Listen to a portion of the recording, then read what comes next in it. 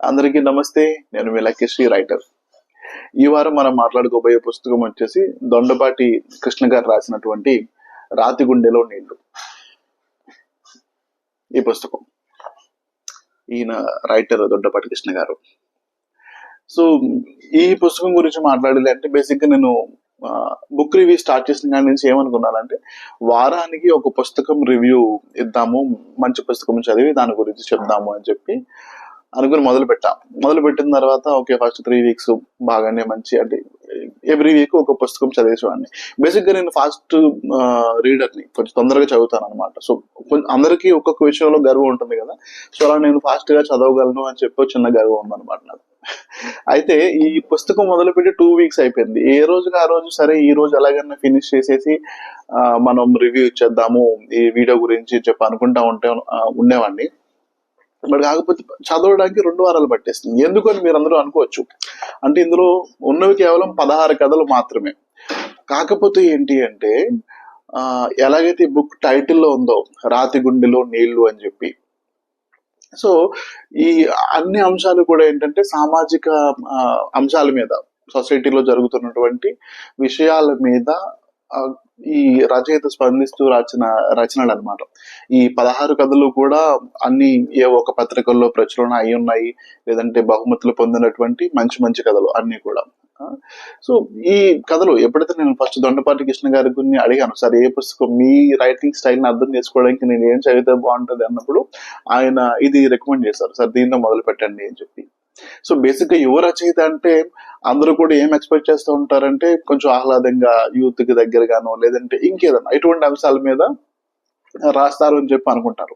But ఈ title చూసిన తర్వాత నాకు అర్థమైంది, ఓకే దొండపాటి కృష్ణ గారు ఇందులో చాలా మంచి విషయాలు లేదంటే మంచి అంశాల గురించి రాసుంటారని అనుకున్నప్పటికీ కూడా పుస్తకం మొదలు పెట్టిన తర్వాత ఏదైతే ఒక బిలీఫ్ తోటి ఓకే దీన్ని తొందరగా చదివేద్దాం అని చెప్పి ఏదైతే బిలీఫ్ తో మొదలు పెట్టానో ఆ బిలీఫ్ రాంగ్ అని ప్రూవ్ చేస్తుంది ఈ పుస్తకం. ఎందుకు అంటే ఎలాగైతే టైటిల్ గురించి చెప్తున్నాను రాతి గుండెలో నీళ్లు అని చెప్పన్నారో, ఒక 1920s లో ప్రతి ఒక్కళ్ళం కూడా ఏంటంటే మన హార్ట్ చాలా తొందరగా స్పందిస్తూ ఉంటుంది.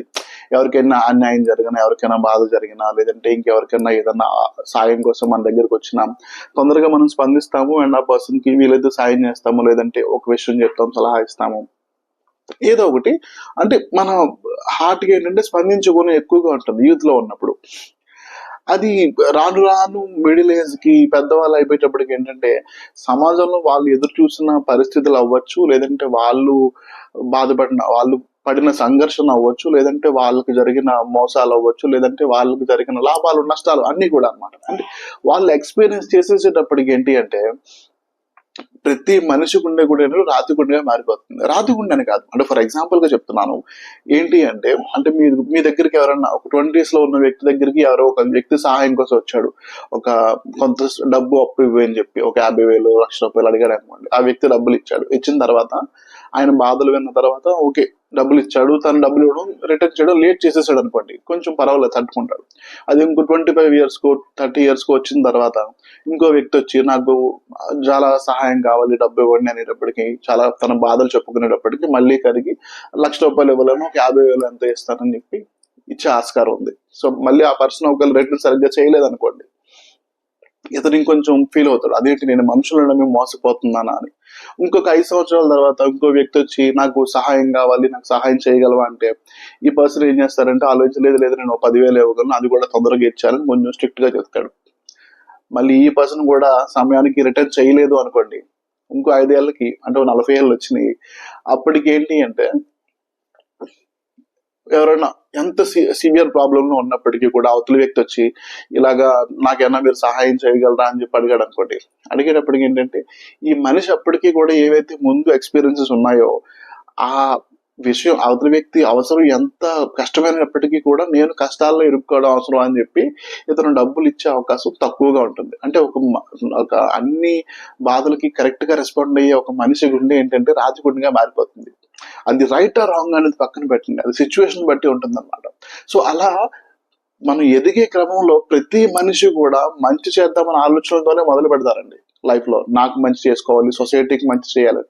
కానీ సొసైటీలో ఉన్న పరిస్థితులను చూసి ఏంటంటే ప్రతి గుండె కూడా రాతి గుండెగా మారిపోతుంది. సో అటువంటి గుండి ఈ కథలు చదివిన తర్వాత అలా ఎవరెవరైతే కొంచెం హార్డ్ గా మారిపోయారో, లేదంటే హార్డ్ గానే ముందు నుంచి ఉన్నారో, అంటే ఆ, కఠినంగా ఉన్నారో, అటువంటి వాళ్ళు కూడా ఈ కథలు చదివితే ఏంటంటే రాతి గుండెలో వాళ్ళ మనసులో ఒకప్పుడు ఉన్న ఒక ప్యూర్ హ్యూమన్ ఎమోషన్స్ అనేవి బయటకు వస్తుంటాయి అన్నమాట. సో ఎందుకు చెప్తున్నాను అంటే, చెప్తున్నా కదా, ప్రతి కథ చదివిన తర్వాత కూడా ఎలా ఉంటుందంటే, ఏదో ఒక సోషల్ కాజ్ మీద, ఏదో ఒక సోషల్ కాజ్ మీద మనం చుట్టూ చూస్తున్న పరిసరాలు ఏంటి, అందులో మనకి 20-25 years లో చాలా ఎయిమ్స్ ఉంటాయి. అరే వీళ్ళు ఇలా ఎందుకు చేస్తున్నారు, మన గవర్నమెంట్ ఇలా చేస్తే బాగుంటుంది కదా, అది మన సొసైటీ ఇలా ఎందుకు చేస్తుంది, ఇలా చేస్తే బాగుంటుంది కదా అనే ఒక ఆలోచనలు ప్రతి వ్యక్తికి ఉంటాయన్నమాట. కానీ మనం కొన్ని రోజులకి పట్టించుకోవడం మానేస్తూ ఉంటాం. మనం మన సెల్ఫ్, మన కుటుంబం అన్న ఒక ప్రయారిటీస్ అన్ని మనం మార్చేసుకుంటాం. బట్ కానీ కొంతమంది రచయితలు ఎవరెవరైతే రాయడం అలవాటు ఉందో వాళ్ళందరూ ఏంటి అంటే, వాళ్ళ రాతల ద్వారా మేనిఫెస్టేషన్ చేస్తారండి. మేనిఫెస్టేషన్ అంటే మీ అందరికీ తెలిసే ఉంటుంది. మేనిఫెస్టేషన్ అంటే మనకి ఏదన్నా కావాలి అంటే రాస్తూ ఉండండి డైలీ. మీరు నేచర్ ని అడగండి, నేచర్ మీకు ఇస్తుంది అని చెప్పి ఈ మధ్య మేనిఫెస్టేషన్ అనే టాపిక్ గురించి అందరూ కూడా చెప్తా ఉంటారు. మీరు ఏదనుకుంటే అది అలా అవుతుందని. సో రచయితలు కూడా ఏం చేస్తారంటే, వాళ్ళు సమాజంలో చూడాలి అనుకుంటున్న మార్పు కోసం ఇలాంటి మంచి మంచి కథలు రాస్తూ ఉంటారు. మీరు అనుకోవచ్చు అంటే పుస్తకంలో రాసినంత మాత్రాన మారుతుందండి, తప్పకుండా మారుతుంది. ఒక మంచి ఆలోచన, ఒక మంచి అక్షర రూపంలో 10 మంది మస్తిష్కాల్లోకి వెళ్ళినప్పుడు సమాజంలో మార్పు అనేది వస్తుంది. ఒకవేళ మార్పు తీసుకురాకపోయినా ఇంకా చెడ్డగా జరగకుండా చేస్తుంది అనమాట. సో అది అక్షరానికి ఉన్న పవర్, అది సాహిత్యానికి ఉన్న పవర్. సో ఈయన రైటర్ కూడా అన్నారు, వెనకాల ఆయన పేజీలో రాశారు ఏంటంటే, నా కథల ద్వారా మనుషుల్లోని మానవత్వం, మనసుల్లోని మానవత్వం బతకాలి అన్నట్టు ఆయన రాశారు. అంటే ఒక్కొక్క కథ చదువుతున్నప్పుడు తెలుస్తుంది ఎంత మీరు కఠినంగా మారిపోయినప్పటికీ కూడా, లేదు మనిషి అన్నవాడు ఇలా ఉండకూడదు, మనిషి అన్నవాడు మానవత్వంతో ఉండాలి అని చెప్పే కథలు అనమాట. సో ఈ ఉన్న 16 కథలు కూడా అటువంటిది. సో నాకు 2 weeks టైం ఎందుకు పట్టింది అంటే, దానికి కూడా ఒక ఎగ్జాంపుల్ ద్వారా చెప్తాను. అదేంటి అంటే, మీరు ఎక్కడైనా రాయి కటింగ్ చూస్తారు అంటే, మన ఇంట్లో ఎప్పుడైనా స్లాబ్స్ వేస్తున్నాము, టైల్స్ వేస్తున్నాము అన్నప్పుడు ఒక టైల్ ని కట్ చేయాలి అనుకోండి, ఆ మిస్త్రి ఏం చేస్తాడు, ఆయన మిషన్ పట్టుకొచ్చి చక్రం తిరిగేది ఉంటుంది, ఆ చక్రాన్ని అలా రన్ చేస్తూ మధ్య మధ్యలో కొంచెం నీళ్లు పోస్తూ ఉంటాడు. మిషన్ హీట్ అయిందంటే ఒక నిమిషం ఆపుతూ ఉంటాడు. అలాగే ఒక్కో కథ చదివిన తర్వాత కూడా నేను తెలియకుండానే ఒక పాజిటివ్ వచ్చేసింది. వచ్చి మళ్ళీ దాని గురించి ఆలోచించడం, ఓకే మనం ఏం చేస్తున్నాం, సమాజం ఏం చేస్తుంది, సో తిరుగుతూ ఉండదు అనమాట. ఒక రోజంతా అదే కథ మైండ్ లో తిరుగుతూ ఉండదు. మళ్ళీ ఇంకో కథ దగ్గరికి ఏదో చదవడం అంటే ఏంటి అంటే, ఏదో చదివేసామా వదిలేసామా అన్నట్టు కాదు కదా. సో చదవడం అంటే చదివామా, అర్థం చేసుకున్నామా, ఆలోచించామా, అది అసలైన చదువుకి నిర్వచనం అనమాట. సో ఈ కథలన్నీ కూడా అలాగా ఉన్నాయి. సో ఇందులో నాకు నచ్చినటువంటి 4 కథలు ఉన్నాయండి. అన్ని కథలు మంచివే, చాలా బాగున్నాయి. కానీ నా మనసుని బాగా ఇన్స్పైర్ చేసిన కథలు ఉన్నాయి. స్వర్గసీమ అని ఒక మంచి కథ ఉంది, రాతి గుండెలో నీళ్లు. అంటే ఇందులో ఒక కథ పేరు కూడా రాతి గుండెలో నీళ్లు, బుక్ టైటిల్ కూడా రాతి గుండెలో నీళ్లు. రాతి గుండెలో నీళ్లు అనే ఒక కథ ఒకటి, ఇది కథ సంతోషం అన్న ఒక కథ ఒకటి, రాముడు భీముడు అన్న ఒక కథ ఒకటి. సో వీటి గురించి పూర్తిగా చెప్పను, ఎందుకంటే మీరందరూ చదివి తెలుసుకోవాలి. సో ఈ కథ చెప్పాలంటే, స్వర్గసీమ గురించి చెప్పాలంటే, అంటే ప్రేమగా కట్టుకున్న ఒక ఇల్లు, అంటే ఒక మనిషి కష్టార్జితంతో చాలా కష్టపడి ఒక ఇల్లు కట్టుకున్నాడు, ఆ కుటుంబంలో 30 ఏళ్ళు ఉన్నాడు. ఆ ఇంటిని వదలాల్సి వస్తే తరపడే ఇష్యూస్ ఏంటి, బాధ ఏంటి అనేది స్వర్గసీమ అనే కథలో చాలా బాగా చెప్పారు. అంటే రాతి గుండెలో నీళ్లు అంటే సమాజంలో వెలివేయబడుతున్నటువంటి హిజ్రాలు, వాళ్ళ సమస్యలు ఎలా ఉంటాయి అనేది రాతి గుండెలో నీళ్ళ కథ ద్వారా చెప్పారు.